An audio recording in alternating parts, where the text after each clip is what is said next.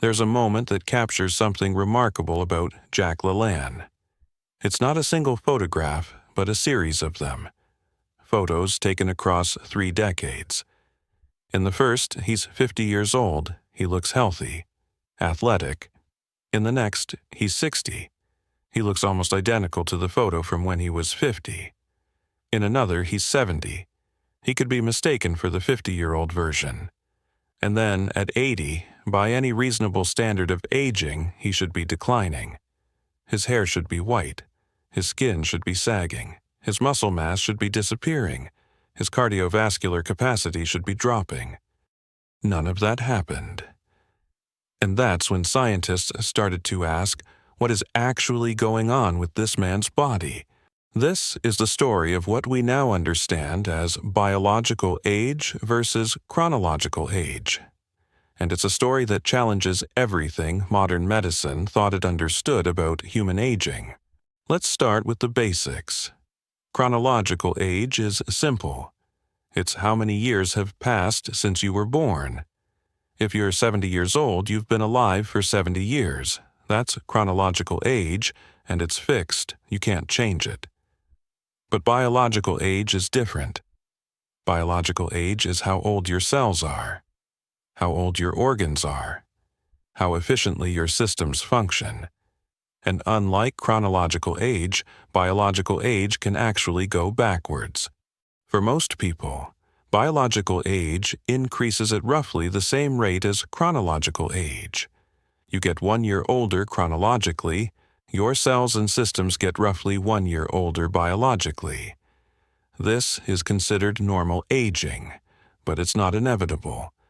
Some people's biological age increases slower than their chronological age. Some people's biological age increases faster, and in extraordinarily rare cases, someone's biological age actually decreases. LaLanne is a case where this happened, not once, but repeatedly, across multiple decades. In the 1950s, when LaLanne was in his 40s, scientists weren't really measuring biological age the way we do today. The field didn't exist yet. But doctors could observe things. Heart function, lung capacity, muscle mass, flexibility.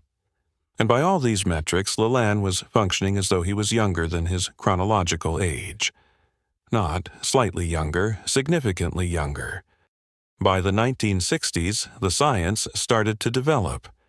Researchers began measuring markers of biological age: resting heart rate, blood pressure, cholesterol, blood glucose, muscle fiber type composition, bone mineral density.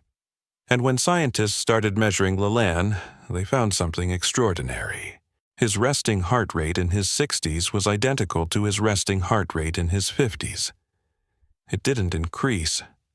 At an age when most men's resting heart rate is creeping upward, indicating declining cardiovascular fitness, his remained steady. More than steady. It was in the range of an elite athlete. His blood pressure stayed perfect. His total cholesterol stayed low. His HDL stayed high. His blood glucose stayed stable. These are markers that typically deteriorate with age. They deteriorate because the systems that regulate them, the cardiovascular system, the metabolic system, the endocrine system, all gradually lose function with age. But LaLanne's systems weren't losing function. They were maintaining function or, in some cases, improving. Then came the 1970s. LaLanne is now in his 60s.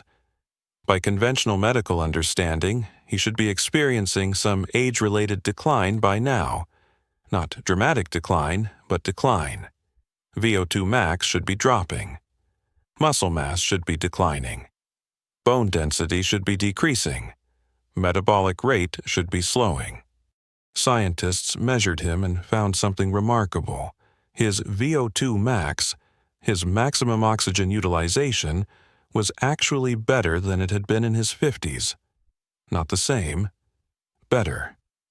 This suggested his cardiovascular system wasn't just maintaining function, it was improving. Now, you have to understand how unusual this is. VO2 max typically peaks in your 20s or early 30s and then declines steadily with age. By your 60s, most people have experienced a 20–30% decline in VO2 max. But LaLanne's hadn't declined, it had improved. His cardiovascular system was getting stronger, not weaker, despite the passage of time. The question became, how is this possible? The answer lies in understanding what aging actually is at the cellular level. Aging isn't a single process. It's multiple processes happening simultaneously. Cellular senescence, cells losing their ability to divide and function. Mitochondrial dysfunction, the powerhouses of cells becoming less efficient. Telomere shortening, the protective caps on DNA getting shorter, limiting cellular replication. Protein misfolding, damaged proteins accumulating and interfering with cellular function. Stem cell exhaustion, the pool of cells that repair and regenerate tissues becoming depleted. Inflammation, chronic low-grade inflammation accumulating throughout the body. All of these processes happen in normal aging. All of them accelerate decline, but all of them are also partially modifiable. Some of them are highly modifiable. LaLanne's daily practice, the routine we discussed in video 2, the resistance training, the inversions, the swimming, the consistency, was directly addressing multiple aging processes simultaneously. Let's talk about the resistance training first. When you do resistance training, you're creating microscopic damage to muscle fibers. Your body responds to this damage by repairing the fibers and making them stronger. But it's not just the muscles that get stronger. The hormonal response to resistance training is profound. Growth hormone increases. Testosterone increases. IGF-1 increases. These hormones don't just affect muscle. They affect the entire organism. They signal to your body that you're young and vital and need to be ready for challenge. They trigger cellular repair and regeneration throughout your body. Most people, as they age, experience a decline in these hormones. Growth hormone levels fall dramatically after age 30. Testosterone declines gradually after age 25. This hormonal decline is one of the main drivers of aging. You have less growth hormone, so tissues don't repair as well. You have less testosterone, so bone density decreases, muscle mass decreases, metabolic rate decreases. It's a cascade. But someone who does resistance training regularly, someone like LaLanne, is sending constant signals to maintain these hormones. The body receives these signals and responds, I'm being challenged. I'm being stressed physically. I need to maintain my hormonal capacity. And so the hormonal decline is slowed, halted, or even reversed. The swimming is another piece of this. Sustained aerobic activity at moderate intensity is extraordinarily beneficial for mitochondrial function. Mitochondria are the powerhouses of your cells. As you age, mitochondria become less efficient. They produce less ATP, the energy currency of cells. Sustained aerobic work, done consistently, increases mitochondrial density and improves mitochondrial function. You're literally creating new, more efficient power generation in your cells. But there's more. Swimming is also low impact, which means it doesn't cause the repetitive stress that running does. It works the entire body. It requires breathing coordination. It challenges balance and coordination. All of these are anti-aging mechanisms. The brain, when it's challenged to coordinate complex movement, activates neurogenesis, the creation of new brain cells. This is one of the most powerful anti-aging interventions available. The daily practice of inversions we discussed in video 2 adds another layer. When you invert, blood flow to the brain increases. Cerebrospinal fluid circulation improves. The lymphatic system of the brain, the glymphatic system, is activated. During sleep, the glymphatic system clears metabolic waste from the brain. But inversions can activate this system during waking hours as well. You're essentially cleaning your brain. The cold showers create a different kind of stress. Cold exposure activates brown adipose tissue, brown fat, which burns calories to generate heat. It increases norepinephrine, which activates the sympathetic nervous system. It triggers heat shock proteins, which are protective cellular proteins. It activates autophagy, cellular self-cleaning. Over time, regular cold exposure makes the entire organism more resilient to stress. The diet is crucial as well.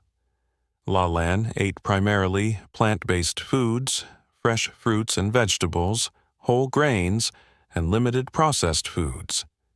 A diet like this is naturally lower in oxidative stress. Oxidative stress, the accumulation of free radicals and the damage they cause, is one of the main aging mechanisms. A whole foods diet provides antioxidants that combat this stress. It also maintains stable blood glucose, which prevents glycation, the binding of glucose to proteins, creating damaged structures that accelerate aging. So, when we put all of this together, the resistance training, the aerobic work, the inversions, the cold exposure, the whole foods diet, and critically the consistency, we're looking at someone who is simultaneously addressing virtually every aging mechanism that science has identified. Is it any wonder his biological age was reversing? Now, let's talk about the specific data. In 1984, when LaLanne was 70 years old, a research team decided to do a comprehensive assessment of his biological markers. They wanted to understand, scientifically, how a 70-year-old could function like someone in his 40s. His resting heart rate was 54 beats per minute. For a 70-year-old, this is exceptional. The average resting heart rate for a 70-year-old is around 70 BPM. A well-trained older adult might achieve 60 BPM. LaLanne, at 54, was approaching athletic levels. His blood pressure was 120/70. Perfect. Optimal. At 70, many people have elevated blood pressure. LaLanne's was like a healthy young adult's. His VO2 max was measured at approximately 54 mg/min. To put this in context, the average VO2 max for a 70-year-old male is around 28 to 32 mg/min. Even well-trained men his age rarely exceed 40. LaLanne, at 54, was approaching elite athlete territory. His body fat percentage was approximately 7%. At 70, 7%, that's lower than most people at 30. His flexibility, tested through a sit-and-reach test, was that of a man in his 30s. Complete spinal mobility, hip flexibility, shoulder mobility, no age-related rigidity. His muscle mass, measured through various methods, was extraordinary, not just compared to average 70-year-olds, but compared to men 20 years younger. His cholesterol profile was optimal. Total cholesterol was low. LDL was low. HDL was high. Triglycerides were low. His blood glucose was normal. His insulin sensitivity was excellent. The research team looked at this data and essentially said, "This isn't aging, this is age reversal." But here's where it gets even more interesting. The researchers compared LaLanne's 1984 data to measurements they had from other research on him in the 1960s and 1970s, and in many categories, his biological markers had actually improved. His VO2 max was higher. His resting heart rate was lower. His body composition was better. His flexibility had increased. This is not how aging works. This is not what normally happens. Biological markers don't improve over a decade in a 70-year-old. They deteriorate. But LaLanne's were moving in the opposite direction. The mechanism is straightforward, though. He was making the same demands on his body year after year, decade after decade. His body was responding to those demands by becoming more efficient, more powerful, more resilient. The daily practice was so consistent that it wasn't allowing the normal aging processes to accelerate. Think about it this way. Most people, as they age, reduce their activity. You can't blame them, it's harder. It takes longer to recover. Injuries take longer to heal. So, you naturally reduce your demands on your body. And your body, responding to reduced demands, rapidly declines to meet those demands. This is called the use it or lose it principle. It's one of the most powerful aging mechanisms. LaLanne did the opposite. Every year he maintained the same demands. Every year he swam. He did resistance training. He did inversions. He ate well. He got good sleep. Year after year, his body said, "I'm being asked to maintain this level of function, so I will maintain it." And because the demand was consistent, the adaptation was consistent. By his 70s, he had built an organism that was extraordinarily resilient, extraordinarily adapted, extraordinarily vital. His biological age wasn't advancing at normal rates. In many ways, it was reversing. Now, here's what's remarkable. Medicine, at the time, didn't really have a framework for understanding this. Aging was considered inevitable. Biological age advancing was considered inevitable. The idea that biological age could reverse was not part of medical training. It wasn't part of medical understanding. So when researchers looked at LaLanne's data, they essentially said, "This doesn't fit. This shouldn't be possible. The data must be wrong. Or there's something unique about his genetics. Or he's an outlier." But he wasn't an outlier in his genetics. His family had normal lifespans. He wasn't uniquely gifted. He built his ability through decades of practice.